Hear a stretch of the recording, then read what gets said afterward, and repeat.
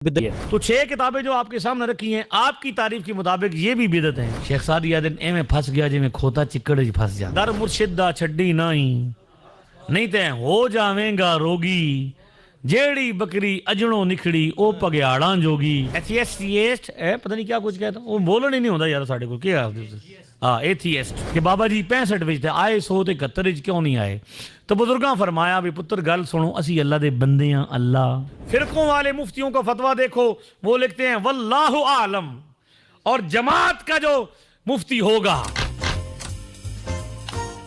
لکھے گا اللہ و رسولہ اعلم. اگر رفع دین سے مسئلہ ہوتا تم پہلے ہی نہ کرتے. تو ہمارے مانے بغیر ہمارے بتائے بغیر کچھ بھی نہیں ہے لوگوں کے پاس. نماز تو دور کی بات ہے. وہ تمہیں کہتا ہے کہ ماں باپ تو شیطان کے ایجنٹ ہیں. اگر کوئی دلیل کی بات کرے تو ہم کہتے ہیں ٹھیک ہے آ جاؤ پھر میدان میں. فقیر پہلا بندہ ہے جس نے 63 احادیث سیاستہ سے پیش کی ہیں. اگر کوئی یہاں پہ مقلد بیٹھا ہے چھوٹے مرزا صاحب کا چھوٹا سا سنگی کوئی بیٹھا ہے. اب حدیث کی سند پڑھتا ہوں چھوٹے مرزا صاحب کے چھوٹے ساتھیوں کے لیے. اسی حدیث دے خادم کیسے ہوئے کہ تو انہوں سمجھا کے نہ جائیے. ہمارے کچھ ساتھی کہتے ہیں آپ کو تحفے نہیں لینے چاہیے تھے.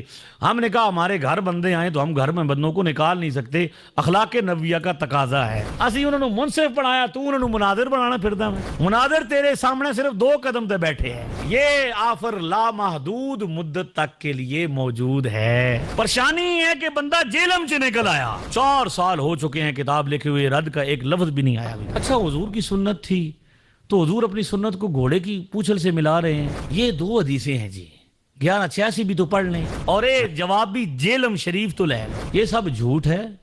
باتیں بنائی ہوئی ہیں لوگوں نے کہانیاں بنائی ہیں. یہ دراصل کہانیاں ہیں. قرآن کے مقابلے میں کسی انسان کی کتاب کی کوئی ویلیو یہ آسمانی ہے اور یہ انسانی ہے. آج میرا پہلا دھڑا نہ ہونا تھا دھون میں تیری لا دینی تھی.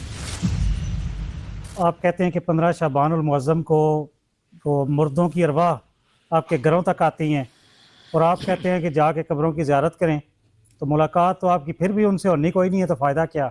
وہ آپ کے گھر آئے ہوتے ہیں اور آپ ان کی زیارت کرنے کے لیے قبروں پہ گئے ہوتے ہیں. ملاقات ہونی کوئی نہیں تو فائدہ کیا اس کا. اظہر بھائی نے یہ سوال کیا ہے کہ اب اس طرح کی جو اعتراضات ہیں نا اب میں آپ کو ایک بات بنیادی طور پر بتاتا ہوں کہ یہ جتنے بھی ان کے اعتراضات ہیں نا یہ انکار والا جسے آپ منکر کہتے ہیں کہ فلاں منکر. منکروں کی کئی صورتیں اور کئی قسمیں ہیں.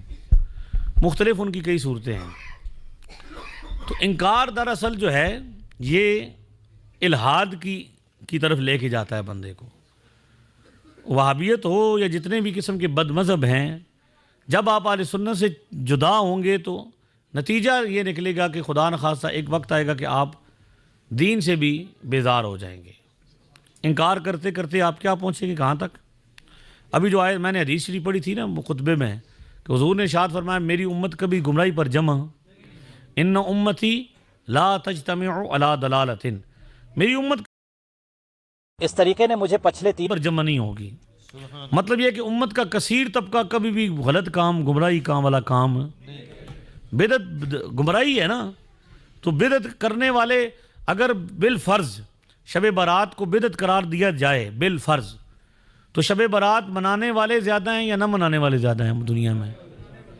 پوری دنیا میں عرب میں بھی ہیں. آپ کو پتہ شاید نہ ہو جو لوگ سوشل میڈیا سے وابستہ ہیں آپ کو پتہ چلے گا کہ عرب کے اندر سب سے زیادہ یہ بڑی جذبے کے ساتھ جوش کے ساتھ 15 شعبان میں لوگ مسجدوں میں جاتے ہیں. تو امت ساری کی ساری کیا ہو جائے گی پھر گمراہی ہوگی نا. تو حضور کیا فرما رہے ہیں میری امت کبھی گمراہی پر جمع. فَإِذَا رَأَيْتُمْ اخْتِلَافًا فَعَلَيْكُمْ بِالسَّوَادِ الْأَعْظَمِ.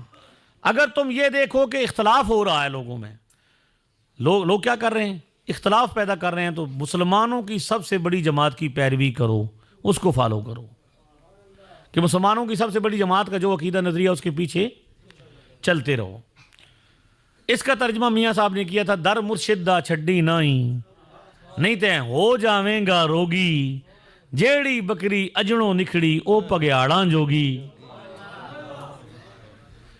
اب جماعت سے الگ ہونے والا بندہ من شذ شذ فی النار. اہل سنت و جماعت کثیر مسلمانوں سے جدا ہونے والا بندہ اس نے کیا کرنا ہے اس نے اپنے انکار کو مضبوط کرنے کے لیے اپنے نظریے کو مضبوط اپنی طرف سے ہی سوالات بنائے. حالانکہ جتنے یہ اعتراضات ہیں میں ان کو یہاں تک بھی کہہ چکا ہوں کسی محدث کی زبان سے یار پیش کرو